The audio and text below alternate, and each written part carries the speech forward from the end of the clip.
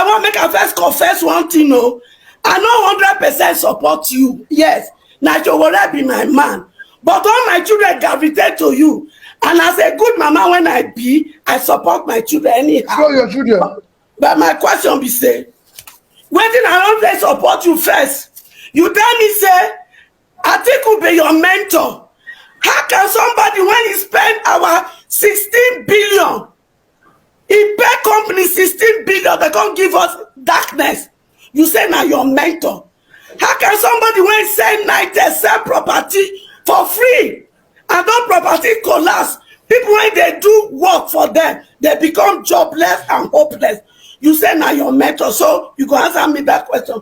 Then the other woman are not like you. You tell me say if you enter office, you not go probe these people when thief everything from us. My question to you, Augusta, when they apply for our job, if Nigeria na your company, you can't give out to people since 1960. They call the manager thief and so that your children can't lose hope for life. You can't get opportunity to collect them back. You say you not go put people in play, make it they collect our money from there. That is one question. Then the other question be say, a senator, House of Rep, governor, only 8 years now that they serve for office. The money where they pay them, it pass money when they put for education. And yet na education now be the future of our children. What do you go do about that salary? Because everybody must collect minimum wage. No head pass one head. Then how can they spend only 8 years for office? They go come collect pension for life. And yet my papa and mama, when you suffer for 35 years, una no dey pay them. Even the peanut one they pay them for retirement. They go queue up, go even die in the process. Who does that? So you see this money when they keep them for House of Assembly, when they make them they thief, they do everything to enter into power. We want slash them down to minimum wage. Every allowances, we go put them for police. We go put them for military. We go put them for school. Go look at our school. Children go they sit down for inside water, they go primary school. Is that sellers when you go school? Now so primary school be. Now inside water that they learn. Now inside that they do secondary school. Una can't turn our children to non-entity. Una can't say me they not do yahoo yahoo. If una not change things, I go tell them make they do yahoo yahoo the more. In fact, none of una they go come begin they do yahoo yahoo for their house. All of them make them. The aggression is not needed. Leave me, my brother. No, my question. Ask the question now. Listen, my brother. There's a crazy person, not the shame. I'm not ashamed for you. And they shame for Nigeria. You know why? Because we are intelligent. We are smart.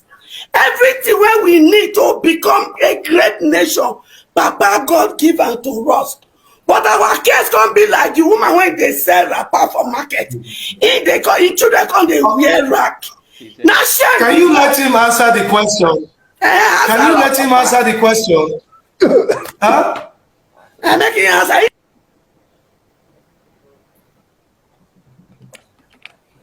Okay. Hey, what? Excellency. Mama. Make you cool down. If I had known, I for don't end. You know, say it's the time don't they up. Let me say, I did more time. If I don't say, Mama, they come. I for don't end this thing. Where we want to end that? This guy.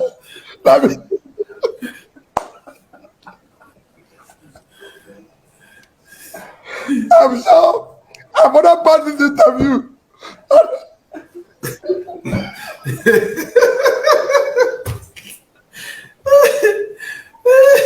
Hey, show. I'm gonna pass this interview, go.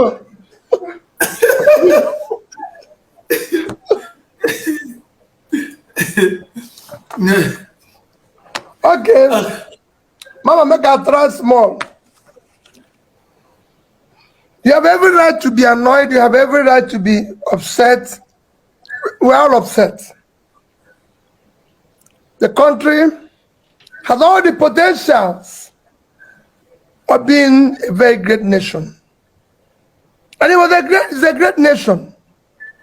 This country have helped South Korea to pay salary. Malaysia is thriving today, but Malaysia once came here to take our palm oil in 2021. Malaysia, despite having a population of less than 50 million, living on about 290 something thousand square kilometers of land, or about 300,000 square kilometers of land, did export about $290 billion, when our own was just about 30. So we're just doing 10% of what they did. That's why I said the country is not productive. It's not productive because over the years, the country has become a case where criminals have taken over. And all they do is to steal whatever it is. And they're stealing it today. That's why I've shouted that those who are stealing our oil are people in government. Those who are stealing our commonwealth are people in government. And that's why we want to stop subsidies, stop everything, and deal with it. I've said we're a failed country because we are not invested in education and everything. What I want to do, and I want Nigerians to trust me, is to stop the stealing. And that's why I gave an example. Using Anambra State, nobody since this campaign started, I've challenged anybody to go to Anambra State where I served as a governor and see whether their money is missing. I've been the only governor who have served a state in Nigeria, apart from Yaradua, that left about 5 billion naira. I left 75, equivalent of 75 billion. Even if anybody wants to doubt, I left in cash $150 million, which you know the equivalent of what it is today. At 600 naira, that is 90 billion. And he had yielded some interest. And at the same time, I left in naira over 30 billion. And nobody put a gun in my head. Every other person who left office the time I left had gratuity or pension. When they brought it for me to sign, it is on record. But I told my speaker, I served the people of Anambra State by the grace of God. It wasn't my power that I came there. I came by His grace. Whatever I am today, it is by grace of God. It's not by my power. Share this video. Share this video. And I will never abuse God's grace. And I'm going home, and I can say it to anybody. Anambra State government have not bought me a bottle of water since I left office 9 years ago. It's there. Nobody have paid me one kobo. Every other place, they change their motto, they do anything. So that's why I want to serve. I never said I support the thieving. That's what I want to stop, and I'll stop it. What I said is that if you're not stealing, your wife and children are not stealing, those around you are not stealing, you stop it. I serve the bank. You can go and ask the bank. I have never defaulted in any loan. I have never taken their money. I was the director, chairman of Security and Exchange Commission. It's a federal government agency. You can go there and ask them every allowance, everything they paid me, whether it's housing, anything, motor, everything, I did not take it. They're here in Abuja. You can go to them. So I've remained that consistent, and I don't intend to change from it. It's even more critical now. I didn't say I will not probe or jail those who have stolen money. No.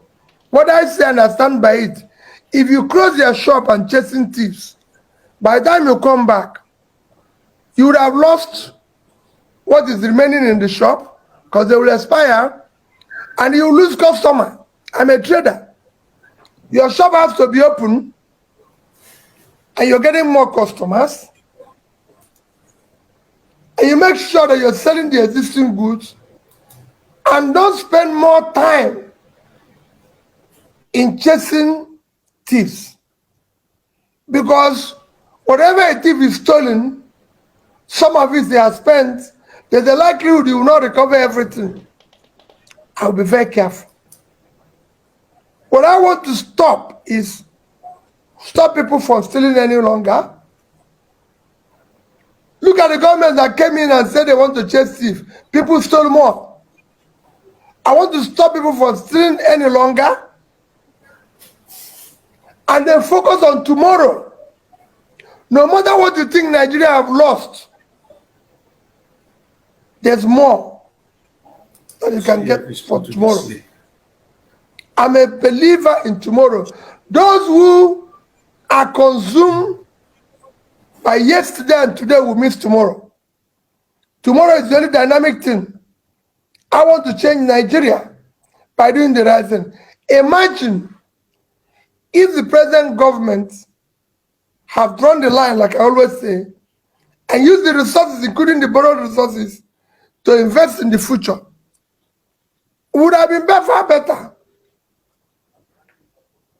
In 2015, we were owing about 15 trillion. Our per capita is about 2,550. Today, we are owing 75 trillion. Our per capita is 2,000. I would have doubled that by focusing on tomorrow. I want to fix education. I want to fix health. And that is why I said I'm not going to be consumed by tomorrow. So don't close your shop and be chasing thieves. Look at it tomorrow. God did not give us eyes to look back. He gave us eyes to look front.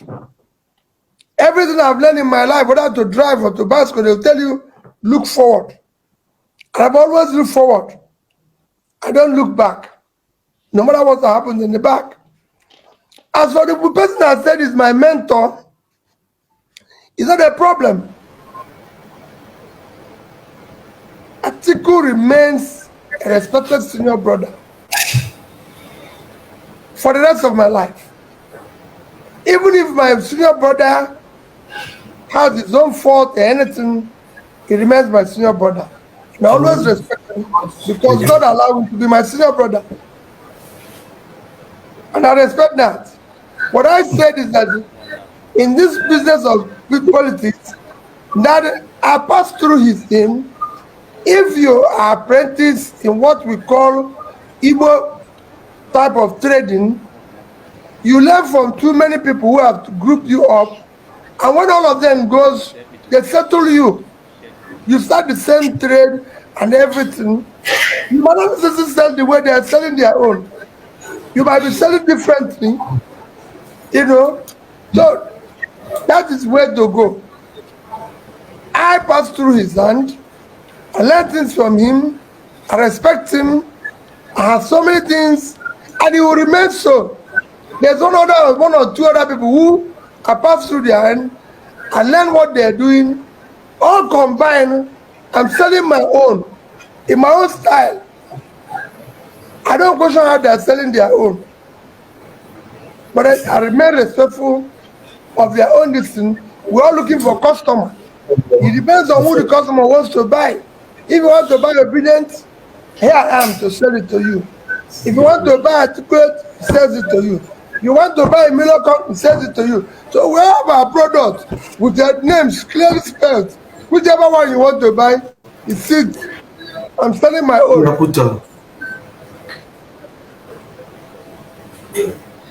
Okay. Omobola, Thank you very much, Mr. President. It's good to have you here. Thanks so much for being very, very decisive and precise about all the things you plan and you intend to execute once you get into office. You mentioned something severally about the CBN not being our problem, that it's the FX and stuff like that. Well, I studied adult political science from the University of Benin, and it's quite bothering and concerning that, like you said, competence is what we lack, and we need people with passion that are patriotic in the leadership position.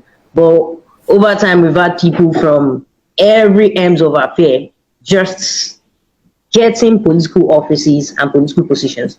So I graduated from school. I didn't wait for the government. I decided to start my own business. So I'm into entrepreneurship, sir. And first thing this year, 2023, that it's my business first. And I'm speaking on behalf of a whole lot of Nigerian youth right now. Was CBN restricting card payment through MasterCard, Visa card? I'm sure I'm not a whole lot of businesses have been suffering from this. And you mentioned CBN is not a problem, but their policies keep on hindering entrepreneurship. Because, okay, so we couldn't get jobs, right? And we couldn't get the right set of things we felt like we deserved. So we decided to create our own. And we decided to keep our heads under us. We decided to survive. But when we have things like card restrictions and startup limitations bordering into the existence of our businesses, Mr. President, what are the steps you intend to take?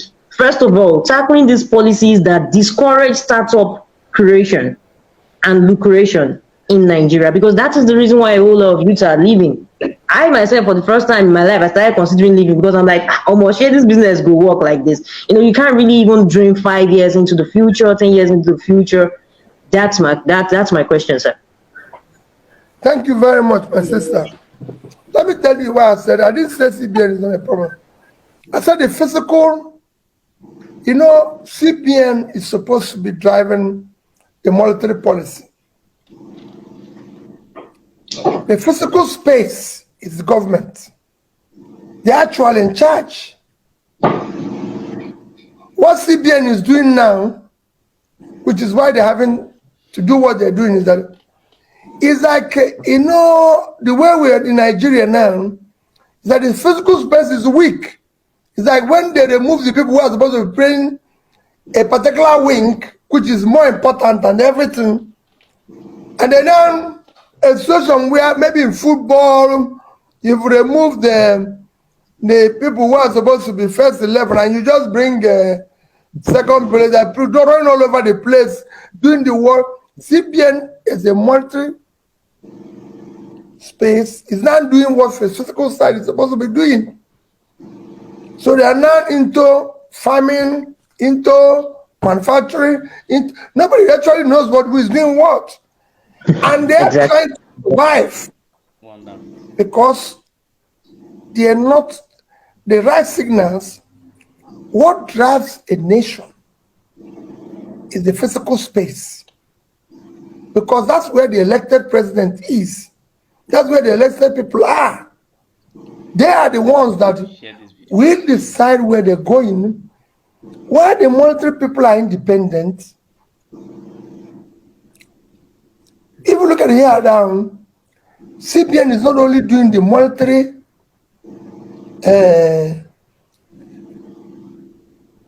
thing they're supposed to be doing. Sure. When they brought a rice paddy in Abuja, there are some who said they remain grateful to the CBN governor. They didn't even mention Minister of Agriculture. They didn't even mention the Bank of Agriculture. CBN has nothing to do with the rice paddy in the real sense of it. Thank you. But because those who are supposed to do it are not doing it, they now find themselves cultivating rice or supporting rice farmers. It's like now today they say NNPC is not constructing road.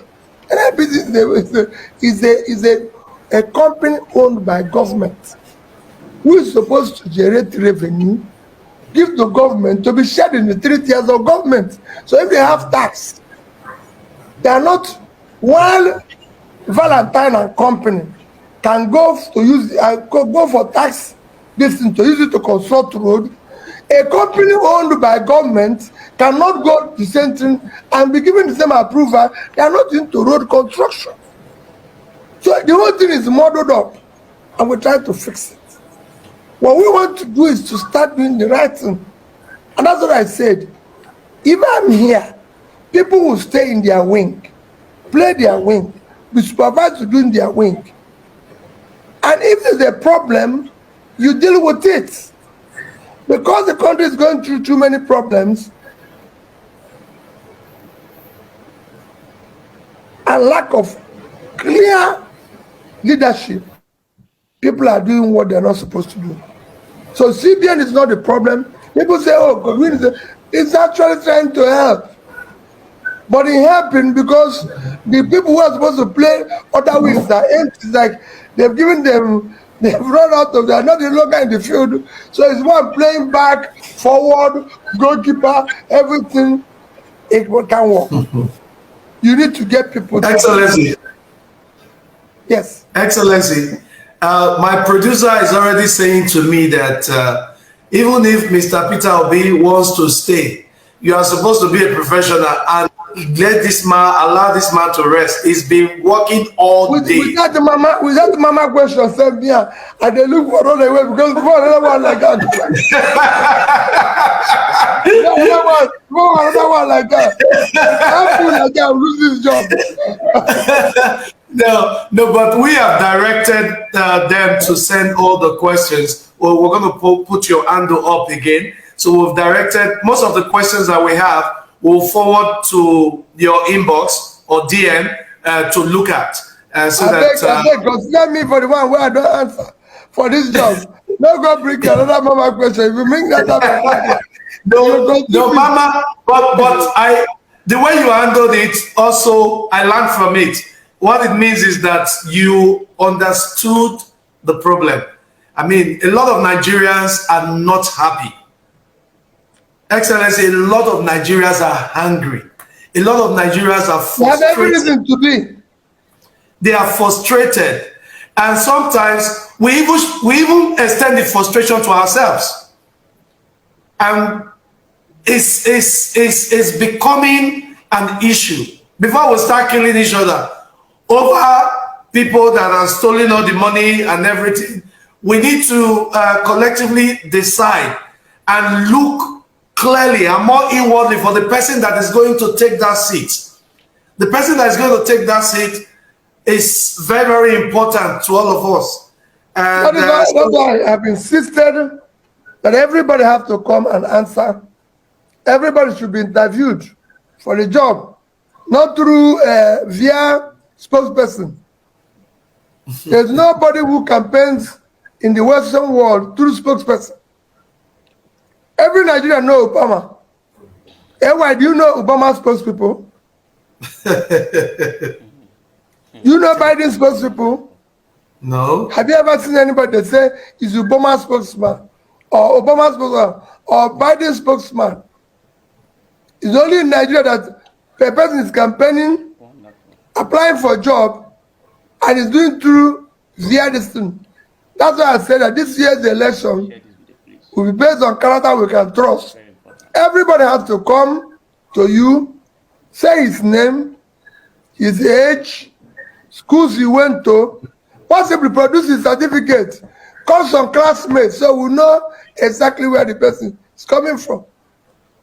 That makes a lot of sense, Excellency. For the character we can trust. It makes a lot of sense. Now we're going to be rounding up, but I am very, very tempted because the Common Sense Sisters are here.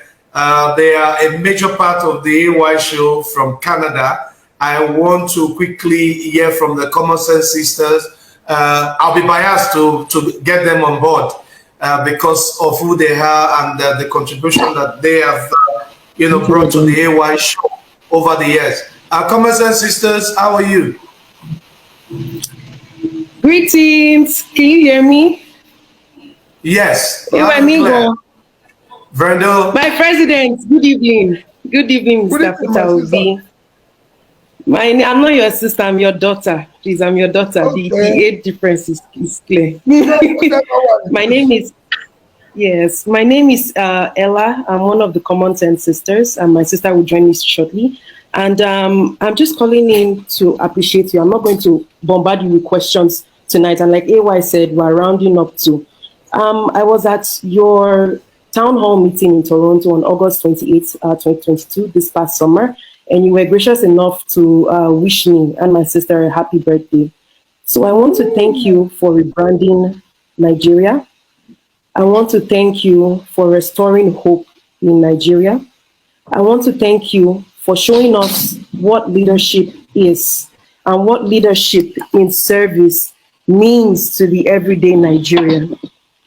I love how realistic you are. My sister is joining me now. I love how realistic you are when you say that you will not be able to solve Nigeria's problem all overnight. And this is because everybody needs all hands on deck. Everybody. Part of the questions that part of the questions that this is my sister Yo-Yo. Hi, Mr. President, incoming Yes, president. Mr. President. Yeah, we call you Mr. President to the House. So we're all the way in Toronto here, so we won't have the opportunity of voting in the next elections because we don't have our PVCs, and also because the aspirants cannot vote from abroad, which we believe, and you have promised us in Toronto that once you get into office, you will be able It can never to happen restore again. that hope for us in the diaspora. Yes, it will never You happen must again. vote. You must vote. We must vote. We want to thank you because Kenyans vote from abroad. in So your is Ghana. yes, We're giant of Africa. yes, This giant must be giant. Or it chooses a position yeah, where it exactly, Yes. exactly. can't be You giant. make us proud to be Nigerians, and you make us happy to be able to hold our Nigerian passports. Whenever we go out and we say my country is running for an election, and a man that we're campaigning for rigorously is Mr. Peter Obi, we are able to show people, we're able to show them your track records, we're able to show them everything that you've done, all your universities, your education, as well as our incoming vice president, Dati Yusuf Baba Ahmed. We want to thank you for restoring hope to the Nigerian youth. On October 20th, 2020, we lost hope in Nigeria because of the events of the NSAS. But your emergence and your ability to listen to Nigerians and to listen to the youth most especially, even before some of our parents listen to us, is very, very, very much appreciated. We want to thank you for carrying yourself with grace throughout this campaign, with poise throughout this campaign. Despite all the efforts to stain your white, even though you wear black most of the time, you remain unstained. We want to also thank AY for bringing you to this platform. Yeah. It's very, very important. There is no leader on earth that has campaigned locally and internationally. You do it all with grace, and you behave as if you don't have any energy lost. But we know how time consuming this is. We want to appreciate you for always having an open ear to listen to the questions and the plight of the people. For example, the mama that called today, she's an example of the plight of the Nigerian people, be it boy, girl, father, mother, children. You were patient, you laughed, you were eating your groundnuts. Even the curtain behind you is green, white, green, showing how much passion you have for Nigeria. We thank you so much, Mr. Peter Obi. Common Sense sisters, thank you very much. Thank you.